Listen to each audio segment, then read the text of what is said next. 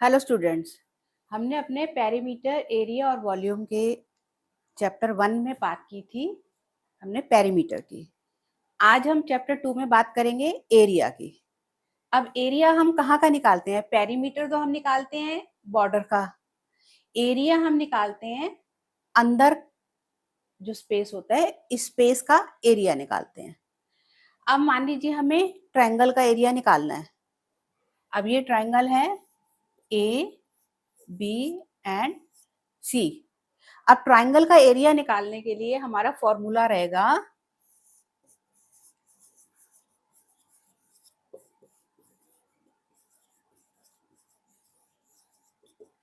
Half into base into height. ये हमारा base है और ये हमारी हाइट है।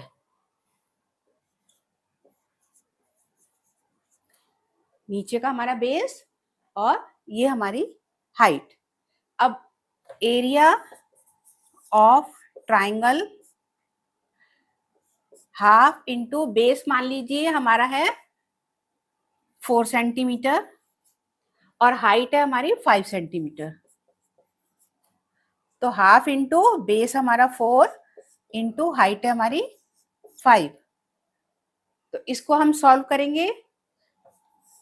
2 2 जा 4 और 2 को 5 से मल्टीप्लाई किया, 2 5 जा 10 सेंटीमीटर स्क्वायर। हमारा जो एरिया आता है वो हमारा सेंटीमीटर स्क्वायर या स्क्वायर सेंटीमीटर में सॉरी सेंटीमीटर, या तो हम लिखेंगे सेंटीमीटर स्क्वायर या हम इसको स्क्वायर सेंटीमीटर भी लिख सकते हैं। तो पेरीमीटर आपको बताया था हमने, पेरीमीटर का आंसर हमेशा सेंटीमीटर में ही होता है और एरिया का आंसर हमेशा स्क्वायर सेंटीमीटर में आएगा। अब ये आपको ट्रायंगल का पता चला कि हमें दे रखा है, हमें एरिया निकालना है, तो ट्रायंगल का फॉर्मूला होगा half into base into height. अब मान लीजिए हमें इसका एरिया दे रखा है और बेस दे रखा है, हाइट निकालनी है, तो हम कैसे निकालेंगे? इसके लिए हम करेंगे, हमारे ट्रायंगल का एरिया हमें दे रखा है 10 सेंटीमीटर।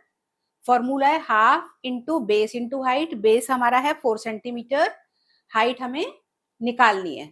तो इसका फॉर्मूला रहेगा हमारा 10 टू इधर आके मल्टीप्लाई हो जाएगा, 10 इंटू 2 और 4 इस साइड आके डिवाइड हो जाएगा, इज इक्वल टू हाइट।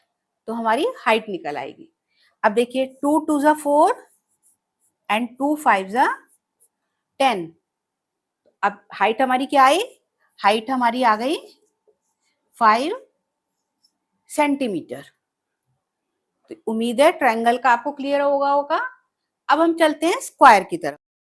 अब एरिया ऑफ स्क्वायर हमारा क्या है, कैसे निकालेंगे हम? ये स्क्वायर है ए बी सी डी। अब स्क्वायर की 4 साइड्स इक्वल होती हैं। मान लीजिए सारी साइड्स हैं 6 सेंटीमीटर की, चारों साइड 6 6 सेंटीमीटर हैं। अब हमें इसका एरिया निकालना है, तो एरिया का फॉर्मूला हमारा क्या रहेगा? सारी साइड्स इक्वल हैं तो साइड इंटू साइड, ये हमारा एरिया ऑफ स्क्वायर रहेगा। अब देखिए area of square is equal to, side हमारी 6 6 सेंटीमीटर की हैं, तो हम सारी 6 6 सेंटीमीटर हैं, तो 6 को 6 से मल्टीप्लाई कर देंगे, 6 6 जा 36 सेंटीमीटर स्क्वायर। ये हमारा इसका एरिया रहेगा।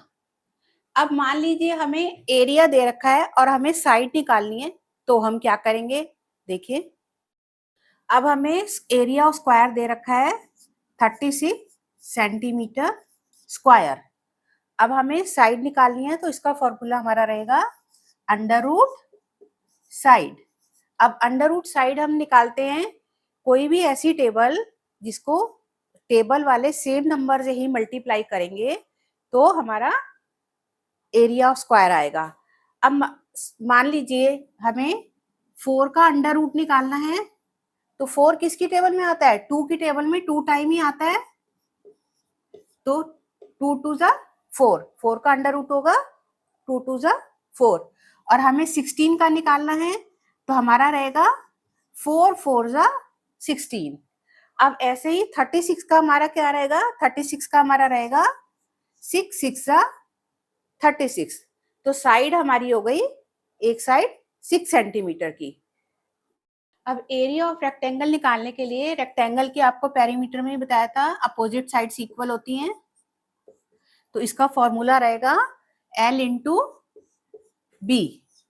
अब मान लीजिए L है हमारी 12 सेंटीमीटर और ब्रेथ है हमारी 10 सेंटीमीटर, तो area of rectangle is equal to 12 multiply by 10 is equal to 120 centimeter square.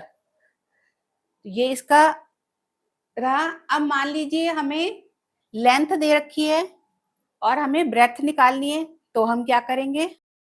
अब एरिया हमारा है 120 सेंटीमीटर स्क्वायर, लेंथ हमें दे रखी है 12 सेंटीमीटर और ब्रेथ हमको निकालनी है, तो हम क्या करेंगे? एरिया ऑफ रेक्टेंगल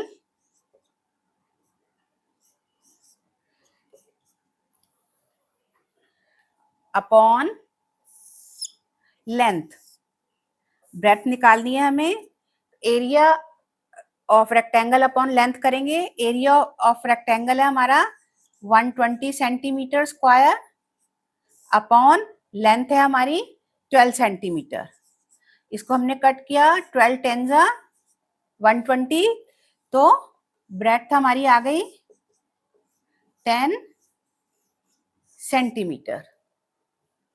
तो उम्मीद है आपको ये सारा क्लियर हुआ होगा। एरिया एंड पेरीमीटर, पेरीमीटर का आंसर हमारा सेंटीमीटर में, एरिया का आंसर हमारा सेंटीमीटर स्क्वायर में। ये मैं बार बार आपको इसलिए बोल रही हूँ ताकि आपको ध्यान रहे। अब इसके बाद हमारा नेक्स्ट चैप्टर रहेगा वॉल्यूम का।